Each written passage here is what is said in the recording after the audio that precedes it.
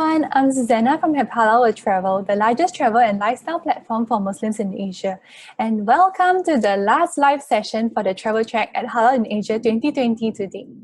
According to the SGIE report, Muslim spend on travel is expected to fall to 58 billion this year and make a recovery to 2019 levels only by 2023. While the outlook may seem gloomy, the Muslim population is one of the fastest growing and is expected to increase by 70% by 2060. In comparison, the world's population is projected to grow by 32%, so this presents destinations with a market that they simply can't ignore anymore. HHWT recently ran a quantitative research study across Singapore, Malaysia, and Indonesia, which I shared earlier during my session today. We asked travelers, what are the mediums that are most effective in influencing Muslim travelers to travel to a particular destination, especially in the new normal? Actually, in the past, I remember that I was only able to find travel guides and tips for Muslim travelers when I arrived at the airport or at travel fairs, but so much has changed now. From our research, we found that the top 3 factors are Muslim-specific online platforms like HHWT, Google search, and the last one was word of mouth, as in like from information from friends and family. But as you can see, the digital world is one that NTOs simply can't ignore anymore when it comes to engaging the Muslim market. So today, I'm really excited to have Hannah Pearson with us today. Hannah is the director of Pierre Anderson, a tourism research and sales representation consultancy specializing in the Muslim and Southeast Asian tourism industry. She publishes regular reports on the Muslim tourism industry, as well as a weekly report tracking the impact of COVID-19 on the Southeast Asian tourism industry. She's also the co-host of podcast, the Southeast Asia Travel Show. Hannah will be sharing with us which are the best NTOs when it comes to attracting the Muslim market, best in-class practices, and possible pitfalls to avoid. So without further delay, let's welcome Hannah. Hi, Anna. Hey, everybody. Thank you very much. So let me share my screen. And yeah, this afternoon, as Susanna said, I'm going to be talking about what the best in-class tourism boards are doing right now to attract Muslim travelers online. Last week, I launched a new report, which is how online ready are NTOs for Muslim travelers in 2020. Now, the answer to that was not ready enough. Why do I say that? Look at this. So this is the top 50 most visited non-Muslim countries in the world. And in our report, that's what we focused on. We wanted to know what these tourism boards, what these countries are doing in terms of online resources to attract Muslim tourists. Now, the reason we didn't look at Muslim countries was kind of the rationale that, well, if a Muslim traveler was traveling to a Muslim country, they probably wouldn't be so concerned about availability of halal food, availability, of prayer rooms, whether people will be welcoming to them.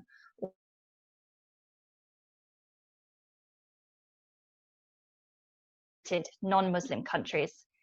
And these are how many out of those actually have some kind of form of Muslim-friendly resource. So you can see there that it's really little, right? It's only about 46% of the total. Now, the good news is that's an improvement on last year. That's 22% more NTOs are focusing on Muslim-friendly resources, have some form of online resource compared to 2019. But it's still not really enough. So if we have a look at the top 10 scoring tourism boards, you might want to notice one thing, and that is that a lot of them, the majority in fact, are from Asia Pacific. So in the top 3, you've got Hong Kong, Taiwan, Japan, South Korea, Thailand. And it isn't until you get to 4th place, you have Ireland in Europe. You've got a few other European NTOs in there, but it's really very much Asia Pacific focused. And there are some interesting stats that came out from last year. And what we do in this report is we allocate them points depending on different categories. So for example, how detailed the information they give about halal food, or numbers of prayer places, Muslim-friendly hotels, how easy is this information to find on their website, what types even of information are they giving? Is it just a web page? Is it an app? Is it an e-guide? And we collate all of that and add up the points. And you can see that actually there were some really fast movers this year. Hong Kong and Taiwan amongst those. So they came in first. But if you look at their 2019 ranking, Hong Kong actually moved up from 5th to 1st place. They added 7 points. Taiwan added 5 points, moved up from 3rd place to 1st place. And they both kicked Japan off the top spot. I think up till now, Japan was really holding that top spot, I think, both in terms of a destination that Muslim travelers want to travel to, but also in terms of the resources that they were putting together. But it just wasn't enough this year. They didn't add anything to their score. They didn't really innovate any further, whereas Hong Kong and Taiwan were really pushing the envelope. And it's exciting. We also saw some new faces in this top 10. So Macau came in as a destination that's starting to create more online Muslim resources. India even, and even Slovenia increased their points a little bit to hit into the top 10 now in Europe. So that's pretty exciting. If we look at it from the other way, who were the top 10 most visited countries in the world? How are they doing in terms of Muslim travel resources? You can see only 50% have some form of travel resource. Again, it's a success story, right? Because this is 67% growth year on year. But it's interesting. You look at countries like France, like USA, like Italy, and these are really, really visited countries. These are countries that are the top of everybody, everyone in the world's travel list. They haven't got a single online resource aimed at Muslim travelers. And I don't know whether that is down to them feeling like we have so many visitors, maybe we don't need to create these online, Muslim travel resources. But that's kind of the problem, because right now they're okay. They're at the top. I mean, after the pandemic, who knows, perhaps France, Italy might not be so popular with their reputation right now with high cases, and the USA certainly not. But eventually for Muslim travel, if you are not positioning yourself as a country that is welcoming to Muslim travelers, you are kind of missing that opportunity to shape the narrative. It's up to the tourism boards to really shout out loud and proud, we are welcoming to Muslim travelers. These are resources. We want to make your lives easier. And if you become one of the tourism boards or countries that have nothing, you might well find yourself falling behind other countries. And this is a stat that backs that up. According to Google, 67% of travelers are more likely to make plans with brands that provide relevant information for destinations that they're interested in. So if the country has not got anything out there online saying that they are Muslim friendly, are travelers going to book? And this is along similar lines that Susanna was saying, actually. This is a report that I launched with WeGo in October, and we looked at Malaysian and Indonesian Muslim travelers and what their preferences might be post-pandemic. And these were the preferred sources of Muslim-friendly travel information. So you can see the number one source is general internet searching. So it's being on Google. Again, social media, friends and family, like you were saying, it's this social proofing. And country and city tourism websites are there. They're number 5. So if you don't have information on your website, you don't have other information out there, you haven't partnered with anyone, you're not going to be appearing on Google, you're going to be falling a lot lower down the rankings in terms of where Muslim travelers would like to travel to. And that's why this report is focusing really on online travel, because that's where travelers are searching nowadays. Whether you're old, whether you're young, if you're thinking of a destination, the first thing you do is pick up your phone and search it on Google. And it's up to the tourism board to really control that narrative. So what are the best-in-class tourism boards doing, or what have they been doing in 2019, 2020 to improve those scores? One of the biggest things that I've seen tourism boards do this year and the end of last year is starting to add more online formats. So whether that is creating more YouTube videos, whether that's launching an app, whether that is creating a mini site. There are plenty of things that have been going on that just add to your findability for travelers. This is something that I wanted to share, and this wasn't even in my report. This is the Korea Tourism Board, Korea Tourism Organization, sorry, KTO. And what they do every November is they organize Halal Restaurant Week. Now, of course, usually outside of COVID-19 times, Muslim travelers would come and they would really push this. They would push this in countries like Malaysia and Indonesia, both online and offline. So they would even be giving, physical discount coupons to travelers to be able to redeem when they travel to Korea. Obviously, this year they're a little bit more limited, but what's exciting to see is that they've really put focus and they've really showcased this initiative, even on their mainstream YouTube channel. So Wow Korea is one of their major YouTube channels, and you can see there the first video showcased, and this was a screenshot I took last week, is of Halal Restaurant Tasty Party, which is some ongoing kind of video series that they did for Halal Restaurant Week. And then the next show reel up there, Halal Restaurant Week Korea 2020. So there's really this focus, and the videos are really interesting. They have panels, they teach you how to, they have Korean chefs teaching you how to cook halal food. And the people that they are using within the videos too are really diverse. So you have Middle Eastern Muslim travelers in the picture like this one. You have Indonesian Muslim travelers. You have Malaysian Muslim travelers. It's quite inclusive in terms of nationality, in terms of ethnicity too, which makes it a lot more relatable. Tourism Authority of Thailand have just launched a new app. They've already previously had their Muslim-friendly Thailand app, which I think has been around since something like 2015, 2016. But this year they have given it a revamp. And this app is very helpful. It has the restaurants that you can search in there. It has Muslim-friendly hotels. It has nearby mosques, prayer times, Qiblat direction. I think it can go a little bit further. When you're looking at hotels, for example, it doesn't necessarily tell you why they're Muslim friendly. Is it because they have a halal kitchen, or they're Muslim owned, or segregated leisure facilities? It doesn't go into that detail, which I think could be the next level, but it's certainly a helpful tool to start off with.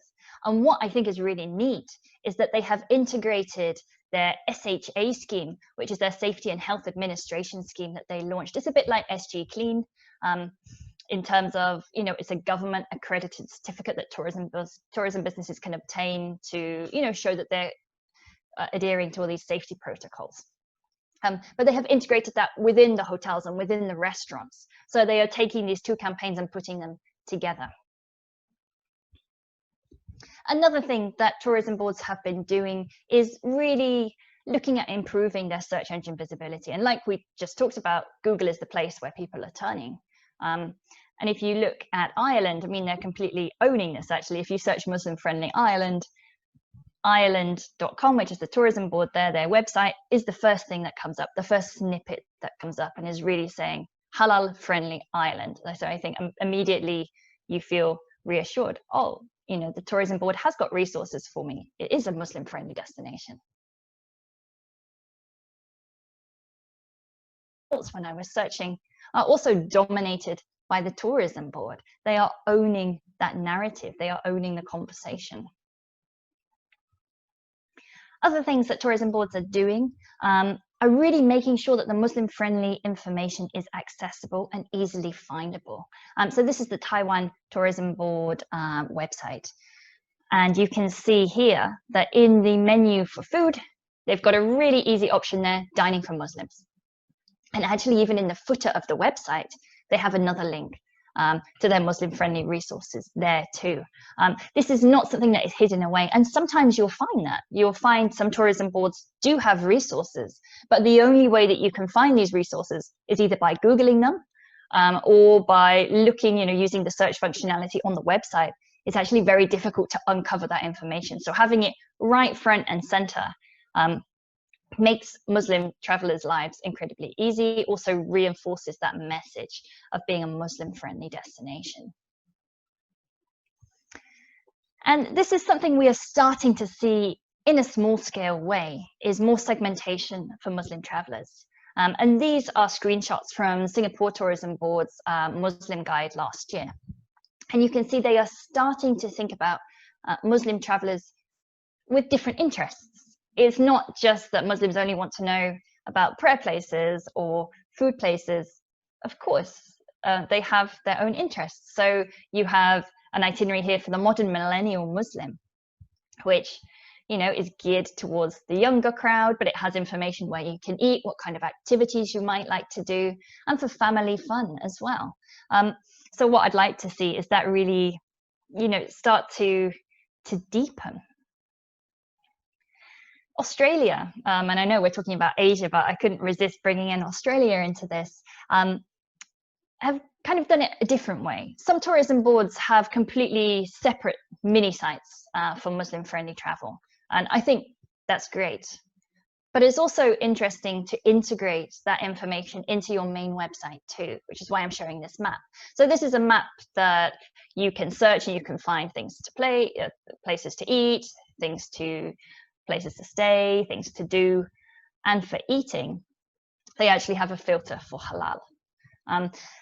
The advantage of this is it means that you have all of the information in one place, right? You don't have a separate database for Muslim travel and a separate database for your general travel, because guess what? You know, once Muslim travelers have found out about their restaurants and what mosque they could go pray in, they also want to know what attractions are open. They want to know all the normal stuff too, what hotels to stay in. So by integrating the two into one place, it actually makes it a really useful tool, because you've got all of the information there. It's a really seamless kind of journey.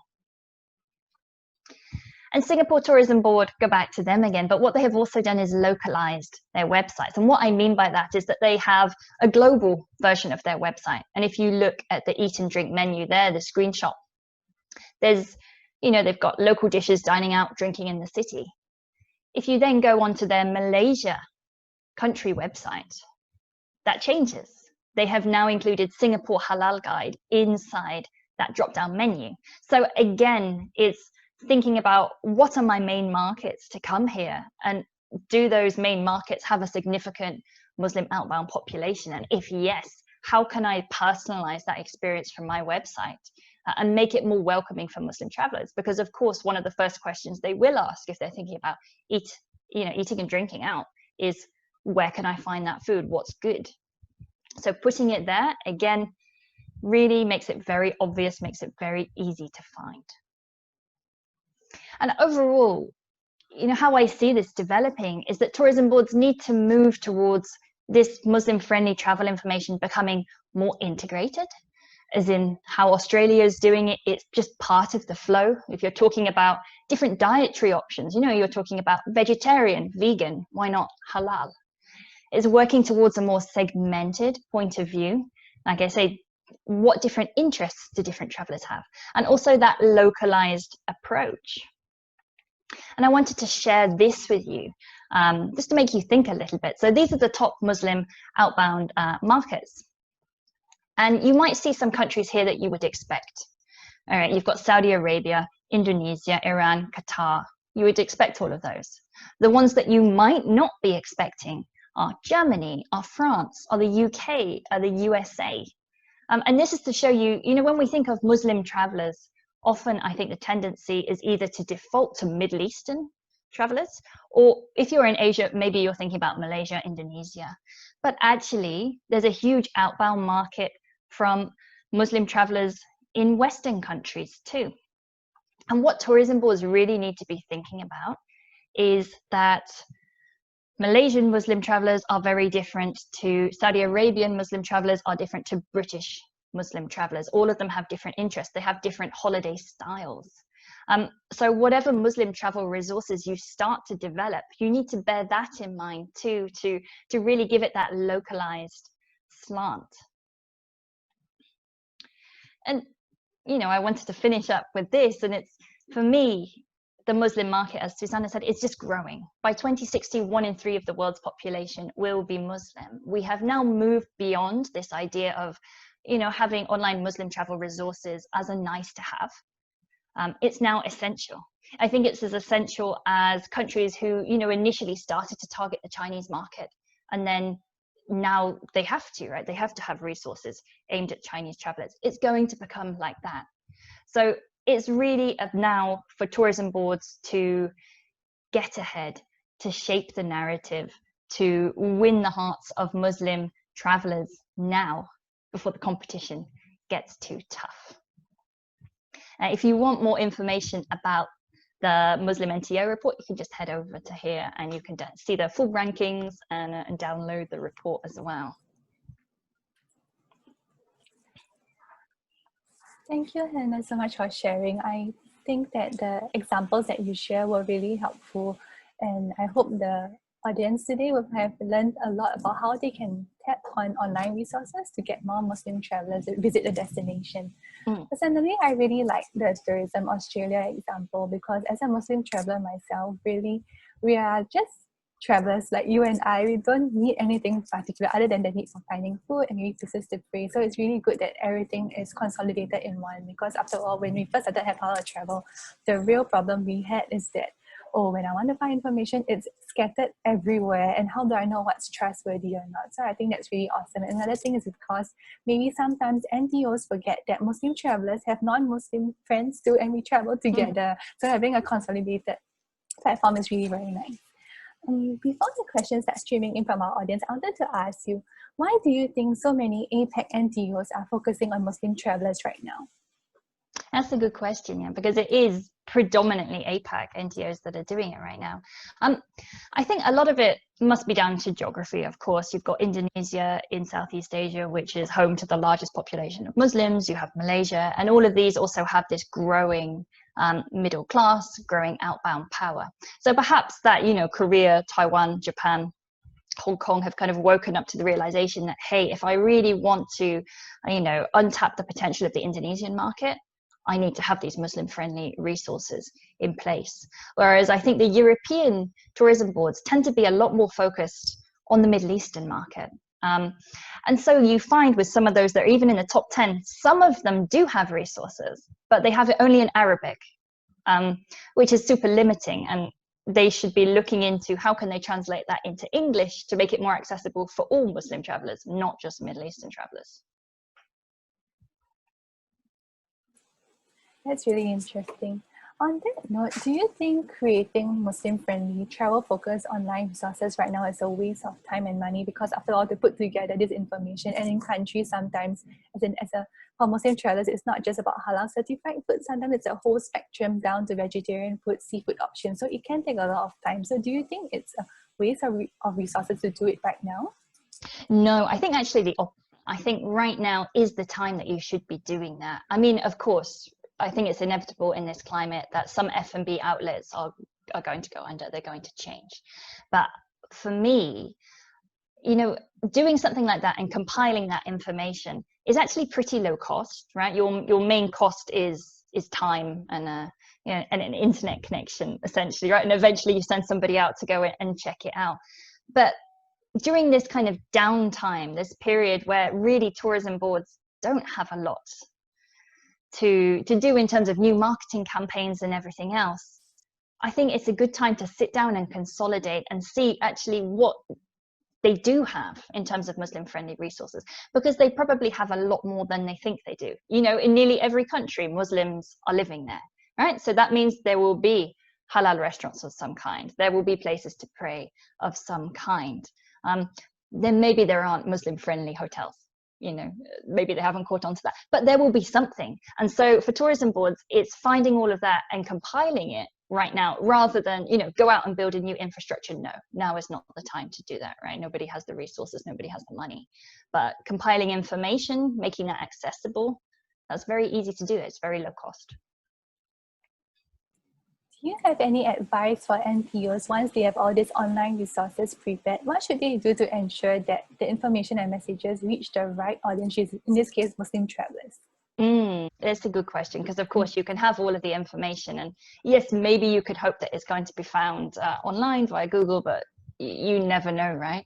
I think it's reaching out to media platforms like you guys, reaching out to the local destinations as well. So for example, you know, if you're the Korean Tourism Organization, I'll use them, they've got their local Malaysia office. So they know that if they are talking about what kind of Muslim-friendly resources they have on their Malaysia-focused Facebook page, for example, they're going to hit some of the right audience. So it's thinking a bit tactically like that, how you can reach that audience. And I think it's just also being persistent and trying to be innovative in finding new ways to attract. It's like any other traveler, like you say, any other consumer. We want to be excited, right? You want to see something new. You don't want to see same old. Yeah, we've got halal certified restaurants. So what, right? There needs to be something tangible, something different to attract you to that destination. And that's what destinations have really got to think about.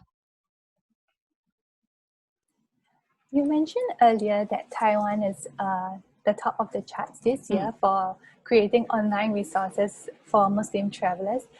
The thing is that from our survey that we carried out earlier last week, what we found out is that even though our audience perceived Taiwan to have done quite well in controlling COVID-19 in their country, and I'm also aware that they have put in so much effort into compiling resources and doing branding campaigns, Taiwan isn't one of the top 5 destinations in their travel bucket list for post-COVID travel. Just wondering, what are your thoughts on this? Because perhaps the effort put in by the destination may not really equate to the appeal for the audience. That's true, right? It's always, if you build it, will they come? You never know. That's super interesting that they're not up there, because like you said, if you go to, let's say, the consumer travel fair in Malaysia, normally the Mata fair, Taiwan have a big booth and they have a big part that is just dedicated to Muslim travel. They've got their own brand, even Salam Taiwan. So I think what that maybe indicates is that they need to think a little bit more creatively. So for example, KTO Korea in Malaysia, again, I'll bring them back again, but they are really, really active in terms of their activities. So they do all sorts of kind of engagement just with consumers on the level of, you can come to the center and you can learn to cook food, you can learn Korean, you can learn Korean itself, you can learn all about K-pop. So there's that kind of engagement. So perhaps it's finding, like we were just talking about, actually, more creative ways to market Taiwan that as an attractive destination, other than, yes, we're Muslim friendly. I think you need that twist, right? What else have you got to attract people? But I think it might come down to, when the borders open, who's got the travel bubbles first. And I'm sure if Taiwan has the travel bubble with Singapore or with Malaysia or with Indonesia, people will travel, right? There's this pent-up travel demand. Yeah, that's true. I was just sharing earlier today about how competition will be determined by travel bubbles, actually, because we are also deprived. Whichever opens us, we are going there. So I guess it'll be good for destinations to be ready for the Muslim traveler at any time. On the note about creative ways, we received a question from the floor. A participant asked, as Gen Z Muslims are entering the workforce and starting to travel, what do you think NTOs can do to innovate in time for the arrival of Gen Z Muslims in halal tourism? Oh, good one, right? I mean, I think it comes down to segmentation again, in that I think tourism boards really need to look closely. One, what are just general Gen Z kind of needs? What are they looking for in terms of travel? And then drill down further and do some research and actually talk to Gen Z, travelers, and say, what is it that you're going to want from us? Is it that really authentic experience? Is it being able to eat the local cuisine, but know that it's halal, and kind of start building up that infrastructure? Because of course, right now, they don't have perhaps as much spending power as millennials or millennials' parents, Gen Y, but no, Gen X, but it's going to get there. So you do need to start laying that groundwork now. So I think it's a lot of just open discussions, basically, and trying to get feedback and seeing what the trends are going to be. That's true. With Gen Z and every generation and segment, they have different needs, different media that they prefer, like TikTok nowadays. Yeah. I'm just curious, personally, is there a particular tourism board that you really admire and who you think is doing a really awesome job to attract Muslim tourists currently or so far? Yeah, I mean, I think that Hong Kong have done a really good job. Particularly this year, they have shot up my charts, so to say. And I think that they have just woken up to this potential suddenly. And they have been doing things, but last year they really put focus on it. They built a mini site in Malaysia. I'll bring the Malaysia example again because I'm based here, if everyone wonders why I keep talking about them. Even in the biggest, classiest mall here, Surrey KLCC, they had a big travel exhibition that was focused on Muslim travel. That was really, I think, declaring, yes, we are doubling down on the Muslim market, and we are here to stay, and these are the things you can do. And just in terms of gathering that information, what Muslim friendly hotels can you go to, what food is available, and like you say, it's a whole scale, isn't it? It's not just halal certified restaurants, but it's what's pork free, or what's seafood only, or what doesn't serve alcohol, to really try and compile all of that together. And I think they are doing a good job, and I'm pretty excited to see what they'll be doing next year. We worked with them just last month, and I think it was a really fun campaign because we taught like Malaysian travelers how to prepare hunting dishes. So there was like Hong Kong style French toast, and there was also a Cantonese video to teach travelers how to speak Cantonese when you visit Hong Kong in the future. So that's really interesting because Cantonese is not the first language for many Malaysian Muslim travelers. Yes, definitely. Yeah. I have another question from our participants. What do you think are some of the travel trends you predict that will happen for the halal tourism sector in the next few years? I think we're going to see Muslim travelers becoming a bit pickier, perhaps, in terms of information that is provided. You know, like you say, it's getting competitive. As more and more tourism boards provide this kind of information, people are not just going to be satisfied anymore with, oh, you give me like an e-guide. What am I going to do with that, right? You want some more interactivity. You want to be able to engage with it, or even to add on or see what your friends have done with it. Then there needs to be more, basically. And I think we're going to be seeing more interactivity, more, I keep saying creativity again, but it's going to be there. And I think it's going to become more exciting and go beyond just the listings of halal foods to something that is a lot more exciting. Yeah.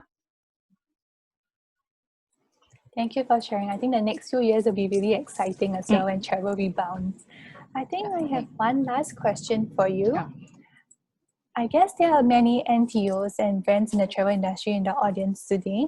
What would you advise them if they are thinking about starting to attract the Muslim market and start engaging with Muslim travelers? If they could have a few key takeaways, perhaps. Sure. I think the first, actually the biggest one is not to be afraid of it. I really feel, and maybe this is perhaps more with European NTOs, perhaps than Asia Pacific NTOs, that there is a bit of a fear, there is a hesitance when tourism boards start to think about attracting the Muslim market and going all out and saying we are a Muslim friendly market.